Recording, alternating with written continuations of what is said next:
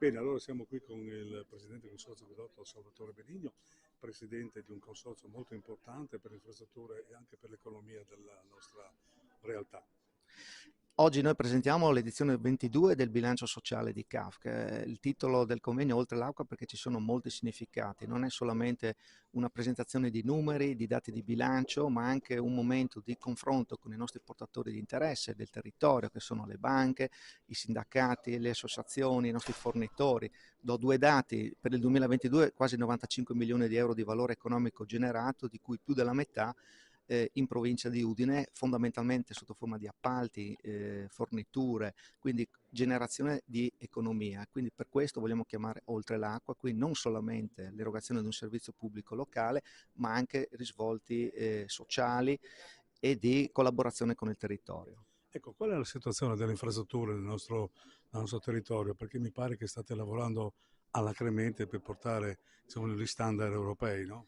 Certamente sì, anche quest'anno il dato di investimento supera i 30 milioni di euro, il budget per il 2024 sarà circa 40 milioni di euro. Le infrastrutture sono delle infrastrutture che necessitano di continue attività di investimento, però non solamente un'attività di investimento, diciamo così, in programmazione, ma anche vogliamo guardare oltre. Abbiamo elaborato con tutti i soggetti gestori un master plan acquedotti che dà un'idea di cosa sarà il territorio, le reti, le infrastrutture nei prossimi 50 anni. Ormai il cambiamento climatico la fa da padrona, quindi si va oltre la gestione ordinaria per dei piani di area vasta. In questo abbiamo intercettato i fondi PNRR a livello nazionale, tutti e 7 gestori si sono uniti in una rete di impresa, quasi 50 milioni di euro di investimenti, di finanziamenti che sono stati attratti a livello nazionale di fondi comunitari, proprio per efficientare le infrastrutture.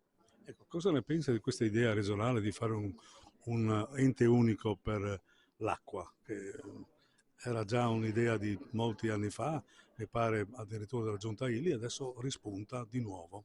Ma era un progetto, appunto, come ricordavi tu, iniziato molti anni fa, però adesso è un qualcosa, a mio modesto avviso, di inevitabile, ovviamente con un principio di gradualità, rispettando i territori, però le nuove sfide a cui noi dobbiamo far fronte richiedono dimensioni adeguate. La Regione Friuli-Venezia Giulia è già stata antesignana, ha creato un'unica authority a livello nazionale, fino a qualche anno fa avevamo 4 authority, una per provincia. Gioco forza, dobbiamo fare uno sforzo in più e arrivare alla creazione di un unico gestore articolato poi su basi provinciali con delle società operative, una sorta di holding regionale che efficienti sempre di più il servizio e renda, diciamo, la possibilità di avere un'attività di investimento all'altezza di quelle che sono le sfide future. Bene, allora non resta che farvi gli auguri e naturalmente buon lavoro. Grazie a voi e alla prossima volta.